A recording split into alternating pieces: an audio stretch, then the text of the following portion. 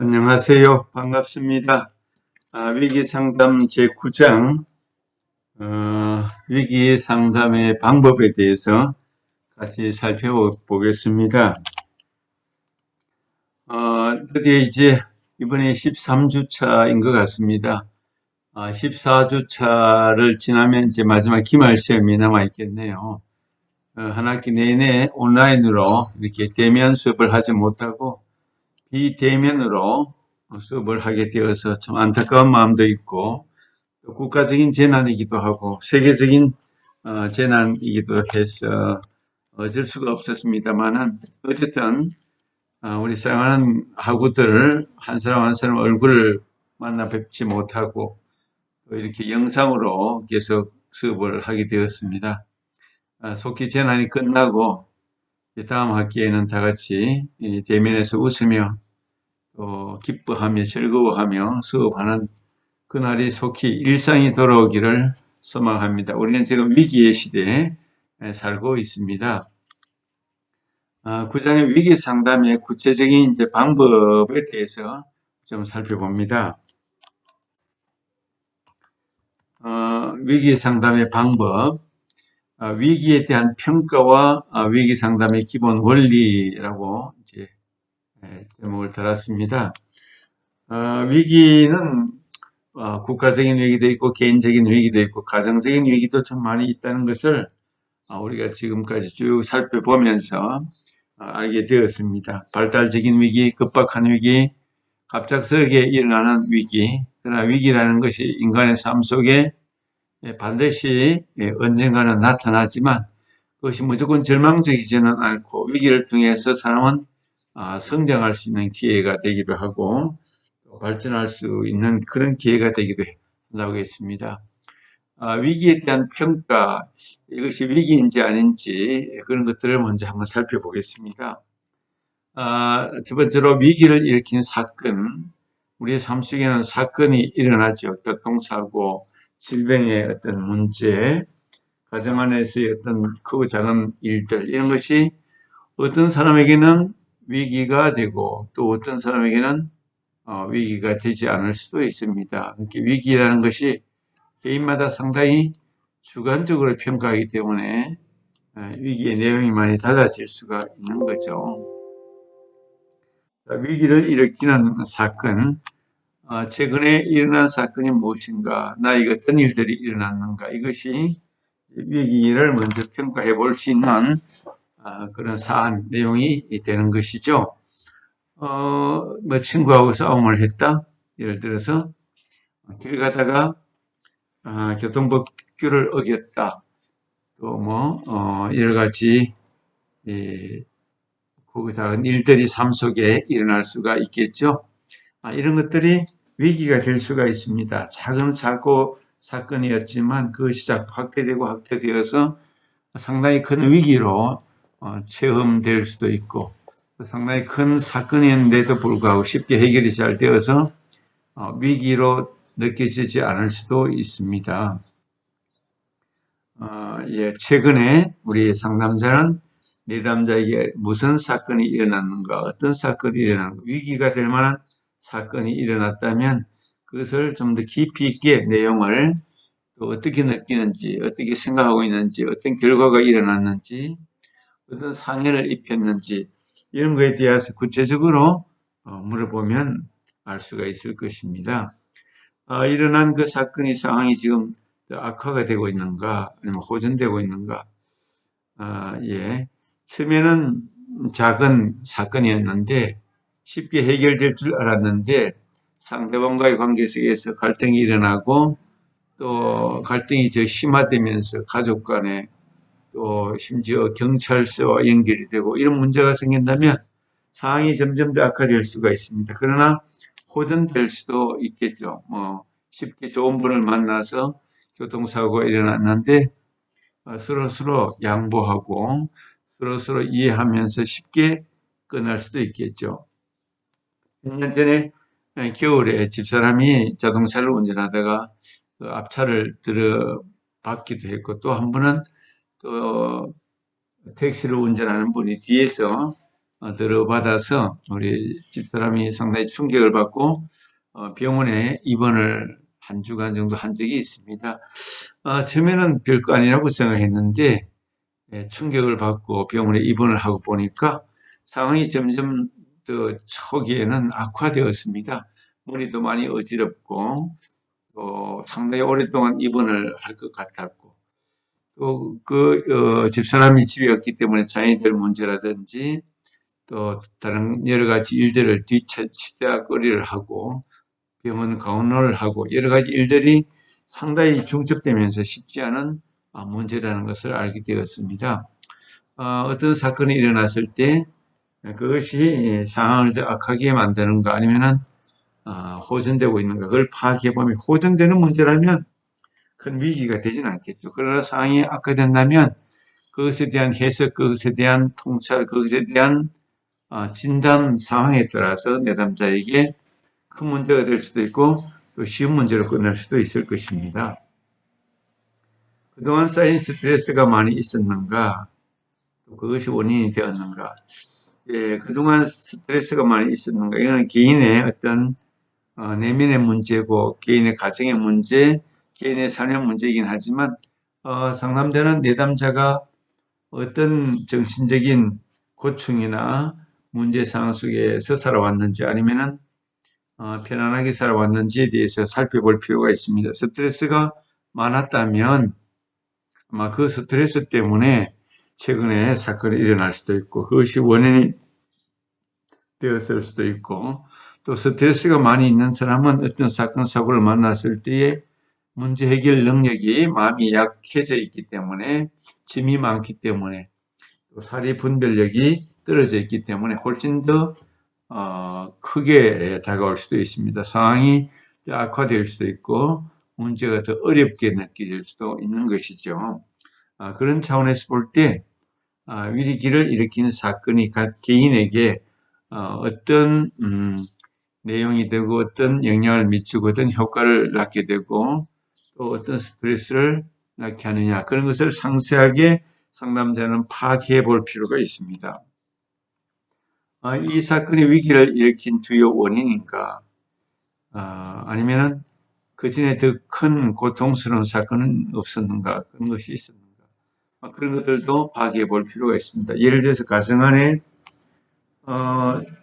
부모님이 돌아가셨다 또는 가족 안에 누군가가 큰 중병에 들어 있었다 이런 여러 가지 스트레스 요인이 있는데 어떤 위기 사건이 또 하나 더 일어났다면 아마 훨씬 더 중차대한 위기의식, 중대한 그런 문제의식 가운데 빠지게 될 것이고, 그렇게 되면 오늘의 위기는 과거의 어떤 사건, 사고가 중첩되어 왔기 때문에 헤어나오기 힘들 만큼 큰 절망과 낙심, 좌절감에 빠져서 한 개인으로 하여금 내담자로 하여금 든든하게 써나가는데 상당히 어려운 문제를 만들 가능성이 있다는 거죠. 이런 차원에서 우리는 위기 상담자는 상당히 중요하게 예담자에 일어난 다양한 그런 사항들을 좀 더 구체화시켜서 알아볼 필요가 있겠죠. 오늘 우리 사회는 코로나 위기 때문에 크게는 국가적으로, 경제적으로, 사회적으로 이런 위기가 왔습니다. 국가적으로, 경제적으로 위기가 왔다고 하니까 각 개인에게도 이것이 다 미칩니다. 개인의 어떤 취업 문제, 진로 문제, 우리 학생들 아르바이트도 쉽게 구하기가 어렵다. 이런 경제 문제가 개인에게도 큰 위기가 아닐 수가 없습니다. 직장의 위기, 경제 위기가 우리 사회 전체적인 불안을 조성해서 우리 사회 전체적으로 위축되고 또 심리적으로 집단 뉴로시스 신경증에 걸릴 만큼 사람들이 좀 두려워하고 불안해하고 또 특별히 질병에 대해서 아주 예민하고 사람들을 만나는 것을 거부하고 또 모든 것을 스스로 이제 거리를 두고 사는 동떨어진 그런 삶으로 개별화, 개인주의화 되는 그런 문제도 낳게 된다는 것을 우리가 알게 되는 거죠. 이처럼 국가의 위기가 개인의 위기가 되고 개인의 위기가 또 사회 위기로 나아가는 그런 상황 속에 빠져 있는 것이 오늘 우리들의 문제입니다. 이런 차원에서 좀 더 심도 있게 우리 모두의 문제를 잘 해결해 나갈 수 있도록 위기에 대한 대처 능력을 우리 모두가 적절하게 잘 키워나갈 수 있도록 그렇게 해야 할 것입니다. 두 번째 단계에서 이제 적극적인 개입인데 위기를 만난 내담자에게 적극적인 개입이란 뜻이겠죠. 내담자는 위기에 충격과 혼란을 나타낸다. 예, 감정적으로 또 정신적으로 행동적으로 또 삶의 전반에 있어서 충격이 있고 혼란이 있는 것이 위기입니다. 위기는 이런 충격과 혼란이 없으면 그건 위기라고 말할 수가 없겠죠. 어떤 사건, 사고, 문제를 만났든지 간에 개인에게 충격과 혼란을 주는 것이라면 그것은 위기라고 할 수 있겠고 상담자의 즉각적인 대처와 즉각적인 개입을 통해서 위기가 좀 쉽게 풀어질 수 있는 단순한 문제가 될 수도 있고 홀로 오랫동안 두면 둘수록 위기는 더 악화되고 상황이 더 중차대하게 어려워진 문제가 될 수도 있는 것이죠. 그래서 즉각적인 개입이 상당히 중요한 문제가 아닐 수가 없습니다. 즉각적인 개입은 위기를 만났을 때 즉각적인 개입은 위기 상황을 헤쳐나갈 수 있는 힘이 되고 자원이 되고 방향성을 잡게 되고 위기에 대해서 관리할 수 있는 그런 능력을 찾아낼 수 있게 되죠. 예를 들어서 뭐 119를 부른다. 가정에 누가 쓰러졌다. 의식을 잃었다. 즉각적인 대처가 즉각적인 개입이 얼마나 중요한지 모릅니다. 특별히 심장이 멈췄다. 심정지가 일어났다. 그렇게 했을 때 위기 상담자 혹은 주변에 있는 돕는 자들은 즉각적인 대처를 통해서 심장이 다시 뛸 수 있도록 인공호흡이라든지 그런 기본적인 기술들을 알고 있는 것과 알지 못하는 것에는 굉장한 차이가 있다는 것이죠. 최근에도 저는 동네에서 그런 사건을 보았습니다. 암 환자이고 또 다른 여러 가지 질병을 함께 갖고 있는 연습하는 분이 쓰러져서 의식이 없고 또 호흡이 이제 잘 안 되는 것 같은데 가족 한 분이 막 길에서 쓰러져 있는데 인공호흡을 하면서 119를 부르고 또 119가 급박하게 달려와서 계속해서 인공호흡을 하면서 살려내는 것을 볼 수가 있었습니다.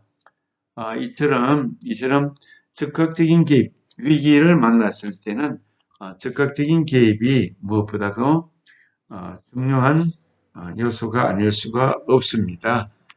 일반적인 상담, 장기적인 그런 상담, 일반 상담과 너무 다르게 위기 상담은 즉각성, 동치성, 신속성 이런 것들이 아주 필요한 내용들이 되는 거죠. 그런 차원에서 좀 더 아주 밀접한 접촉, 또 신속한 대응, 또 적극적인 개입 이런 것들이 도움이 많이 되는 것입니다. 위기 상황에서 첫 단계로 지지 기술이 사용이 된다. 지지 기술이 뭡니까? 버팀목이 되어주고 힘이 되어주고 필요한 것을 즉시로 공급하는 그런 모든 것들을 우리가 지지 기술이라고 할 수가 있을 것입니다. 위기의 상황은 뭐 여러 가지 상황이겠죠. 목숨이 경각에 달려 있다, 피가 흐른다, 또 쓰러져 있다, 의식이 없다, 또는 큰 충격을 받았다. 다양한 사고, 사건, 위기라는 것은 무엇이라고 할 수 없을 만큼 인간의 삶 속의 가정에, 사회, 직장에 어디에서나 일어날 수 있는 다양한 상황을 우리가 상정해 볼 수가 있습니다. 첫 단계로 지지기술, 위기를 만났을 때 혼란과 두려움과 불안과 또 정서적인 어떤 정상적인 기능이 아니기 때문에 그를 붙잡고 함께 있어주고 도움이 무엇이 필요한지를 본인도 모르기 때문에 내담자도 모르기 때문에 상담자가 필요한 모든 것을 공급해주는 다양한 지지 기술이 꼭 필요하다는 것을 우리가 알게 되는 것이죠. 지식기술로는 만남, 먼저 빨리 즉각적으로 만남을 갖는다, 함께 해준다. 무엇보다도 함께 해주는 것이 위기나 긴급한 상황 속에서 함께 해주는 것이 무엇보다도 큰 힘이 아닐 수가 없습니다. 기독교적으로 볼 때도 하나님이 우리와 함께 해주신다. 임마누엘 해주신다. 이것이 가장 큰 힘이고 능력이고 파워가 되는 것이죠. 함께 해준다. 우리 즉각적인 개입에서 함께 해주면 이 능력, 투게더니스 함께 해주면 이 큰 능력과 자원을 결국 간과해서는 안 됩니다. 쉽게 보아서는 안 된다는 거죠. 또 지원 그룹의 형성, 지원 그룹 누가 도와줄 수가 있고 우리 주변에 이 위기를 만난 사람을 어떻게 누가 도와줄 수가 있을 것인가 라는 것에 대해서 우리가 빠르게 그런 그룹을 지원 그룹을 형성해 주고 또 그런 관심을 갖도록 유도해 주고 또 교육도 시키고 또 알게 해주고 깨닫게 해주고 하는 지원 그룹 형성이 필요하고 또 필요한 자료 수집 위기를 만난 내담자에게 무엇이 필요할 것 같고 앞으로 어떤 단계를 거칠 것이다. 또 앞으로 어떤 물품이나 필요한 요소들이 있을 것이다. 이런 것들을 이제 자료를 수집하는 것 이런 것들도 놀라운 지지 기술이 될 수가 있을 것입니다. 이런 차원에서 우리 즉각적인 개입이라는 것이 위기를 만난 사람에게 얼마나 빨리 회복되고 빨리 대처하고 빨리 정상으로 돌아오게 하는 그런 단계에 앞장서는 그런 개입이 될 것이죠. 세 번째로 이제 행동 단계가 있는데 위기를 만난 내담자에게 위기 해결에 아무 도움도 되지 않는 행동을 하려고 하지는 않는가. 내담자가 어떤 행동을 하려고는 하는데 위기 해결보다는 먼 미래 얘기라든지 과거 일이라든지 왜 이런 일이 일어날까요? 위기 해결에 도움이 되지 않는 그런 행동을 하는 것은 아직 제정신이 아니고 정상이 아니고 혼돈 속에 빠져 있다는 뜻입니다. 그래서 이런 것을 내담자가 적극적으로 상담자가 내담자를 도와서 지금 위기 해결에 도움이 되는 구체적이고 실제적인 그런 행동을 하도록 인도하고 지도하고 또 이끌어가고 지원하는 것이 필요한 거죠. 행동 단계. 그리고 내담자가 보여주는 건설적인 행동은 무엇인가? 부정적인 행동, 아무 도움도 되지 않는 부정적인 행동도 있지만 내담자가 보여주는 건설적인 행동은 무엇인가? 내담자가 보여주는 건설적인 행동은 이제 적극적으로 도와서 그로 하여금 바른 판단과 행동을 통해서 정상의 기능을 감행할 수 있도록 인도해 가는 그런 도움이 되겠죠. 그런 행동으로 건설적인 행동은 조정하고 강화시키고 잘할 수 있도록 돕는 것입니다. 자기 위기에만 집착하여 해야 할 의무를 소홀히 하고 있지는 않는가. 예. 초기에 위기를 만난 내담자는 자기 위기만 사실 생각할 수밖에 없습니다. 자기가 꼭 해야 할 어떤 과제라든지 업무라든지 그런 것들을 잊어버리겠죠. 그런 것들도 할 수 있도록 깨닫게 해주고 인도해 주는 것이 상담자, 위기 상담자가 해야 할 중요한 일들 가운데 하나라고 말할 수가 있을 것입니다. 이처럼 위기를 만난 사람에게 우리 대처할 수 있는 위기의 평가, 위기에 대한 평가 목록을 쭉 한번 이렇게 살펴볼 수가 있습니다. 위기 상담에 들어가기 전에 위기에 대한 전반적인 평가라고 볼 수가 있는 거죠. 위기를 일으킨 사건에 대해서 알아보고 적극적인 개입은 어떻게 하면 되고 행동의 단계에 있어서 또 어떤 행동을 할 수 있고 또 해서는 안 되고 또 어떤 행동을 하지 못했을 때는 지도해 나가는 그런 차원 위기에 대한 전반적인 평가를 해보는 그런 과정을 우리가 지금까지 한번 살펴보았습니다. 먼저 1차적으로 여기까지 살펴보았습니다. 수고하셨습니다.